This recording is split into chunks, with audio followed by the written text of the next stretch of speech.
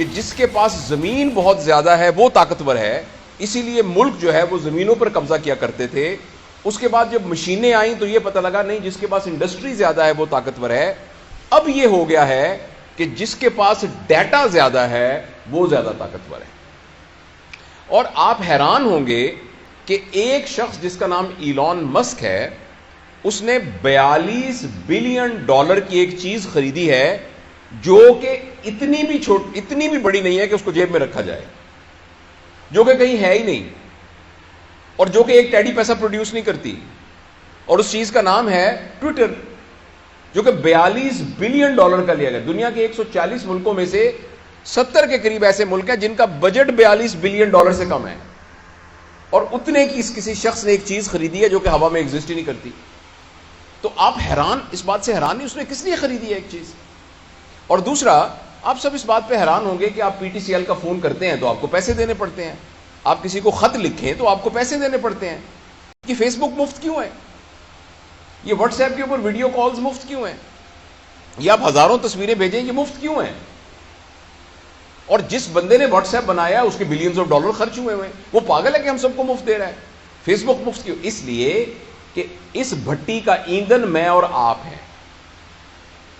میں اور آپ ان کو ڈیٹا پرووائڈ کر رہے ہیں ہر انڈیویجول کا، اور یہ ڈیٹا کیومولیٹ ہے. صرف ڈیٹا سے کچھ نہیں ہوتا، ساتھ ایک پیرالل جو کمپیوٹنگ پاور ہے وہ اتنی انٹینس ہو چکی ہے کہ جس کے نتیجے میں آرٹیفیشل انٹیلیجنس کی وجہ سے آپ کی ایک بات ہر فرد کی ڈیٹا کی شکل کے اندر لوگوں کے پاس موجود ہے. اور جس کے پاس ڈیٹا زیادہ ہے اب وہ اس دنیا کو رول کرے گا. گوگل نام کی ایک کمپنی دنیا کے بہت زیادہ ملکوں سے زیادہ امیر ہے، اور گوگل کوئی ایک ٹچ بٹن، ایک سوئی، ایک دھاگا نہیں بناتی. پھر وہ دنیا کی کیوں امیر کمپنی ہے؟ اس لیے کہ اس کے پاس سب کچھ ڈیٹا ہے. لہذا پہلے جب انسان ایک ڈیوائن گائیڈنس کے ذریعے اپنی زندگی گزارتا تھا، پھر اس کے ذہن میں آیا کہ جو مجھے اچھا لگتا ہے میں نے ویسے زندگی گزارنی ہے. ابھی کچھ عرصے کے بعد ہمارے ہاتھ سے یہ پاور جانے والی ہے. اب الگوریدمز ڈیسائیڈ کریں گے کہ ہم نے کیا کرنا ہے. میں ملتان میں رہا ہوں بہت عرصہ، میں ابھی بھی ملتان میں جاتا ہوں تو مجھے گوگل میپ کھولنا پڑتا ہے، ورنہ میں وہاں پہنچ نہیں سکتا. اسی طریقے سے کچھ عرصے کے بعد آپ نے کیا کھانا ہے اس کا فیصلہ فوڈ پانڈا کرے گا. آپ نے کون سی کتاب پڑھنی ہے اس کا فیصلہ امیزون کرے گا. اسی طرح آپ نے کس پارٹی کو ووٹ دینا ہے اس کا فیصلہ کوئی گوگل پالیٹکس فار ایگزامپل وہ کرے گا. اگر آپ مجھے اجازت دیں کہ آپ نے کون سا کیریئر اختیار کرنا ہے، آپ نے کس لڑکی کے ساتھ شادی کرنی ہے، آپ نے کس ملک میں سیٹل ہونا ہے. اچھا، اور کیوں؟ اس لیے کہ اس سے پہلے آپ کو جاننے کی ذمہ داری آپ کی اپنی تھی، اور ہر شخص کی اپنی ذمہ داری تھی کہ وہ اپنے آپ کو جانے اور اپنے لیے جو بہتر ہے اس کا فیصلہ کر سکے. لیکن اب آپ کے اور میرے ساتھ کمپٹیشن ہے الگوریدمز کا اور ڈیٹا کا، اور اس الگوریدم اور اس ڈیٹا کے مقابلے میں یہ ہم سے جیت جائے گا. آپ نے جب فیس بک کھول کر آپ کی آنکھیں کی پیوپل ڈائلیٹ ہوئی تھی یا سکڑی تھی، آپ نے کون سی سائٹس پر زیادہ ہٹ کیا، کون سا رنگ آتا ہے تو جس کی وجہ سے آپ کے چہرے پر آپ کے جو فیشل ایکسپریشنز ہیں وہ بہتر ہوتے ہیں، کن لوگوں کے اشتہار دیکھ کر آپ کو خوشی ہوتی ہے، کون سی سائٹس کو دیکھ کر آپ کو کیا ہوتا ہے، یہ سارا کا سارا انڈیویجول کا، اور جس کے نتیجے میں پھر ایک کنٹینیوس الگوریدم کے طور پر یہ تمام چیزیں ڈیٹا سٹور ہو گیا ہے. اس سٹور ہونے سے ہم سب کے ساتھ اب مقابلہ ہے الگوریدمز کا.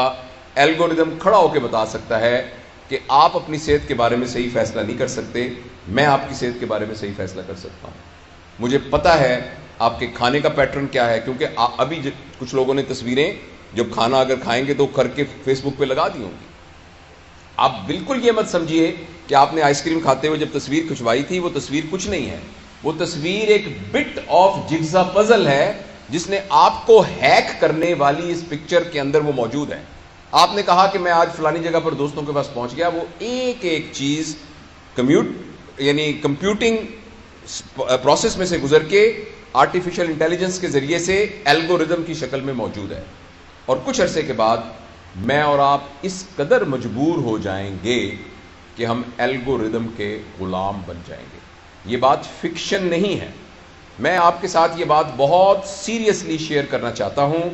اگر اس سلسلے میں ہم نے فوری طور پر کچھ نہ کیا اور آپ سے میں بات اس لیے کر رہا ہوں کہ آپ پوٹینشیل پیرنٹس ہیں. جو لوگ 30 سال کے، 40 سال کے، 50 سال کے یا میری عمر کے، سر کی عمر کے ہو گئے، ہم سب پتھروں کی سلیں بن چکی ہیں. ہمارے اندر سے نیا مجسمہ تلاش کرنا بہت مشکل ہے. ہاں ہو سکتا ہے بہت ہماری رگڑائی کی جائے تو اندر سے مجسمہ تو ہر پتھر میں موجود ہوتا ہے، لیکن آپ وہ ہیں، آپ کے بارے میں بھی ابھی پریشانی ہے کیونکہ اس ایج میں آپ کے آئیڈیاز بھی فکس ہو چکے ہیں، آپ کی ہیبٹس بھی. لیکن ایٹ لیسٹ ہم آپ کے اوپر یہ انویسٹ کر سکتے ہیں کہ جب آپ پیرنٹس بنیں گے اور آپ کی گود میں اللہ تعالیٰ اپنا شاہکار دے گا تو آپ کم از کم ان بچوں کی پیرنٹنگ کے اندر اس بات کو ذہن میں رکھیں گے کہ اگر آپ نے ان کو آرٹیفیشل انٹیلیجنس، سکرین سے ریلیٹڈ چیزوں کے ساتھ منیمم ٹچ نہ کیا اور ان کو نیچر سے دور رکھا، ان کو پلے گراؤنڈ سے دور رکھا، ان کو اپنے ریئل ریلیشنز کے ساتھ سے دور رکھا، ان کو مشقت کا عادی نہ بنایا اور ان کو سکرین کے ساتھ گلو کر دیا، تو مجھے اس بات کا بہت اندیشہ ہے کہ دنیا میں اتنے لالچی لوگ موجود ہیں کہ وہ ایک ایسی سائبر ورلڈ کریٹ کر دیں گے. آپ نے میٹا ورس کا نام سنا ہوگا. فیس بک کا نام اب فیس بک نہیں ہے، اس کا نام میٹا ورس ہے. آپ کے فیس سے جو کتابیں تیار ہونی تھیں، یہ اس کا پرپس تھا فیس بک کا. ہم سب کے فیس سے وہ کتابیں تیار ہو چکی ہیں. اب ایک نئی دنیا بن رہی ہے جس کا نام میٹا ورس ہے. میں نے اپنے چینل میں اس کے بارے میں تفصیل سے بات کی ہے. اور وہ میٹا ورس ایک سائبر ورلڈ ہے جس کے اندر آپ کمپیوٹر میں جائیں گے اور لائک اے ویڈیو گیم، فرض کریں آپ اس میں دبئی میں پہنچ جائیں گے. لوگوں نے دبئی میں وہاں پلاٹ خرید لیے ہیں، فزیکلی نہیں، خرید لیے ہیں، ملینز ڈالر کے خرید لیے ہیں. کچھ نے اس میں ریسٹورنٹ بنا لیے ہیں، وہ آگے بک رہے ہیں. کرپٹو کرنسی کے ذریعے ان کے ریٹس اوپر نیچے ہو رہے ہیں اور لوگ کھیل کے بلینز آف ڈالر جو سمارٹ ہیں اس میں سے کما رہے ہیں اپنے کمپیوٹر پر بیٹھ کر.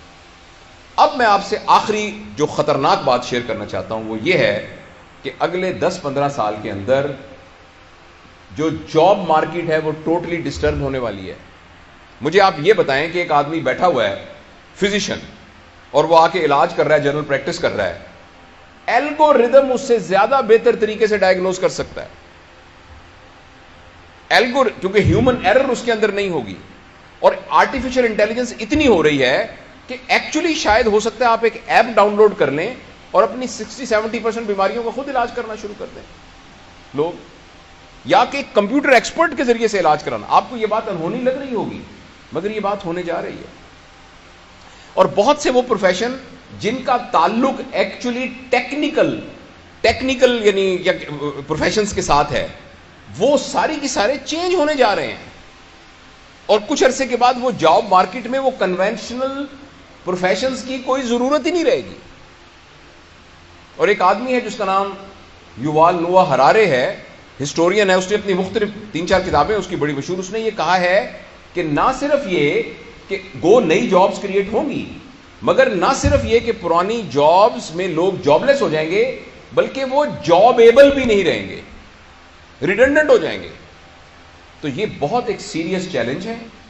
مجھے اور آپ کو اس سیریس چیلنج کے لیے تیار ہونا پڑے گا اور یہ ہماری آنکھوں کے سامنے. آپ میں سے پتہ نہیں کتنے لوگ ہیں اگر اپنے دل میں جھانک کے دیکھیں تو ہم میں سے 80-90% اسکرین ایڈکٹس ہیں.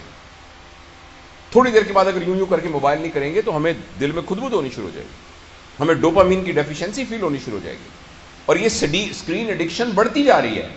پلیز میں آپ کو یاد کرانا چاہتا ہوں کہ یہ اسکرین ایڈکشن میں صرف یہ خطرہ نہیں ہے کہ آپ کو پلیجر مل رہا ہے اور یہ غلط بات ہے، یا آپ ایڈکٹ ہو گئے یہ غلط بات ہے، یا آپ کا ٹائم ویسٹ ہو رہا ہے یہ غلط بات ہے. اس کا سب سے بڑا خطرہ بات ہے کہ آپ ہیک ہو رہے ہیں، آپ غلام بن رہے ہیں اور کچھ عرصے کے بعد آپ کی زندگی آپ کے اختیار میں نہیں رہے گی. اس سے بچنے کے لیے ہمیں ابھی ڈراسٹک اقدام کرنے پڑیں گے. اسکرین کے یوز کو منیمائز کرنا پڑے گا، اپنے ڈیٹا کو مفت میں آگے نہیں دینا پڑے گا اور اس سلسلے میں اپنے لیے کوئی ڈسپلن قائم کرنا پڑے گا. اس سیلفی کی کیا ضرورت ہے کھڑے ہو کے کہ جی میں اس وقت میں کڑھائی گوشت کھا رہا ہوں اس لیے میری سیلفی ہے. یہ میں اپنے چچا کے گھر گیا تھا، یہ سیلفی، یہ سارا کا سارا ڈیٹا میں مثال کے طور پہ کہہ رہا ہوں، یہ سارا کا سارا ڈیٹا اکٹھا ہو رہا ہے اور ہم ہیک ہو رہے ہیں، اور اس کے نتیجے بہت خطرناک ہونے والے ہیں۔